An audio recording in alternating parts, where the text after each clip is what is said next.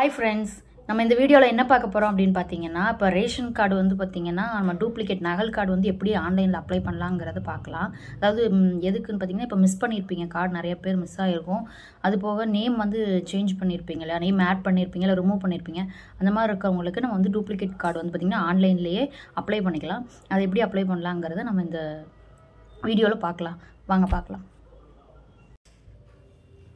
Chrome போய்க்கோங்க. போயிட்டு tnpds.gov.in கீழ டெக்ஸ்ட் கொடுத்துருக்கேன் பாருங்க. அந்த மாதிரி டைப் பண்ணீங்கன்னா இந்த மாதிரி ஒரு ஹோம் பேஜ் ஓப்பன் ஆகும். அதில் பாருங்க ரைட் சைடில் ரெண்டாவது பாக்ஸ் பார்த்தீங்கன்னா நகல் மின்னணு குடும்ப அட்டை விண்ணப்பிக்க அப்படின்னு சொல்லி கொடுத்துருக்கு. அதை கிளிக் பண்ணீங்க அப்படின்னா உங்கள் ரேஷன் கார்டு கொடுத்துருக்க மொபைல் நம்பர் ரெஜிஸ்டர் மொபைல் நம்பரும் கேப்சாவும் கொடுத்து பதிவு செய்து கொடுக்கணும்.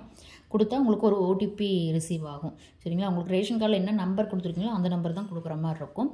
அந்த பார்த்தீங்களா ஓடிபி ரிசீவ் ஆயிடுச்சு. பார்த்தீங்கன்னா 300 வினாடிகள் வந்து நம்மளுக்கு டைம் செகண்ட்ஸ் ஓடும்.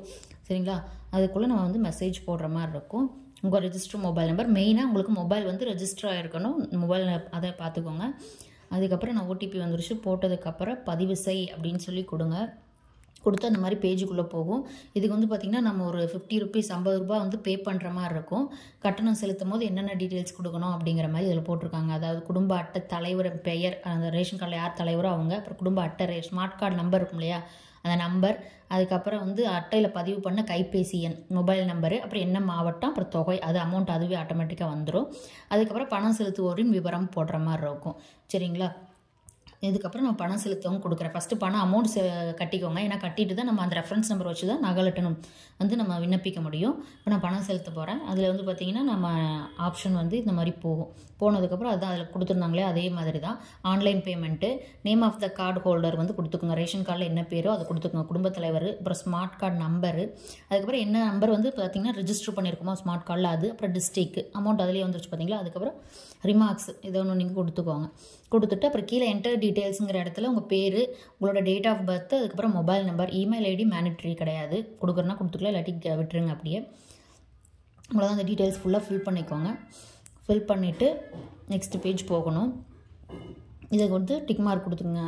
டிக் மார்க் கொடுத்து நெக்ஸ்ட்டு போனீங்க அப்படின்னா இந்த மாதிரி கேப்சா ஒன்று இருக்குது கீழே, அதையும் ஃபில் பண்ணிக்கோங்க. ஃபில் பண்ணிவிட்டு டிக் மார்க் கொடுத்து நெக்ஸ்ட்டு போனீங்க அப்படின்னா இந்த மாதிரி ஆன்லைன் பேமெண்ட் அப்படின்னு சொல்லி போட்டு 50 ரூபான்னு போட்டு கீழே நம்ம டீட்டெயில்ஸ் எல்லாமே வரும். இது வந்து பார்த்தீங்களா name of category, holder name எல்லாமே ஒரு கார்டு நம்பர் எல்லாமே காமிக்கும்.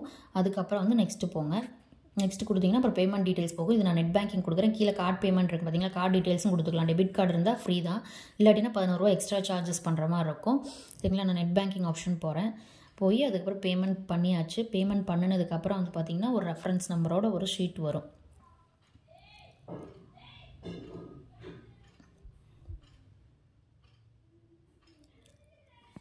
நான் ஃபஸ்ட் டைம் பண்ணும்போது பேமெண்ட் ஃபெயில்ட் ஆகிடுச்சு. செகண்ட் டைம் பண்ணிவிட்டேன், சக்ஸஸ்ஃபுல் ஆகிடுச்சு. இது பார்த்திங்கன்னா இதுதான் ரெஃபரன்ஸ் நம்பரை நீங்கள் எடுத்து வச்சுக்கணும்.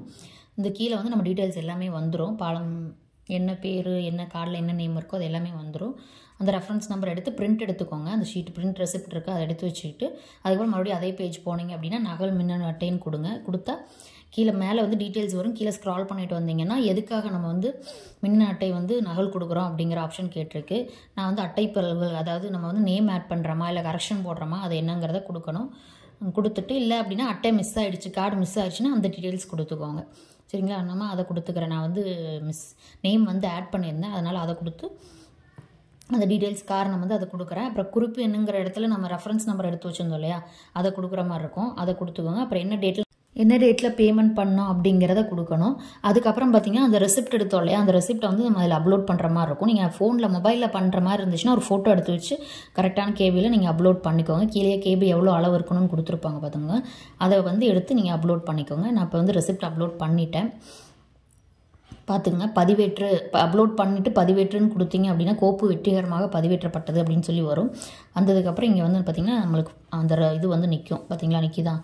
அந்த மாதிரி கொடுத்துட்டு தொடர அப்படின்னு கொடுங்க. டிக் மார்க் இந்த பாக்ஸில் டிக் மார்க் கொடுத்து தொடரன்னு கொடுத்தா உங்களுக்கு வந்து இந்த ரெசிப்ட் நம்பர் வந்துடும். குறிப்பு எண் சொல்லி போட்டு நம்மளுக்கு அப்ளை பண்ணதுக்கான ஒரு இது வந்து கொடுத்துருவாங்க. அதை எடுத்துகிட்டு நம்ம மறுபடியும் எப்படி ஸ்டேட்டஸ் செக் பண்ணுறதுன்னு சொல்கிறேன்.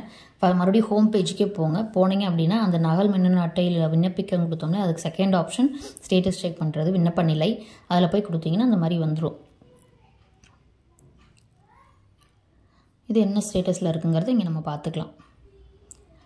அதுக்கப்புறம் நீங்கள் ஒரு வாரம் கழிச்சு மறுபடியும் செக் பண்ணி பாருங்கள். ஓகேங்களா?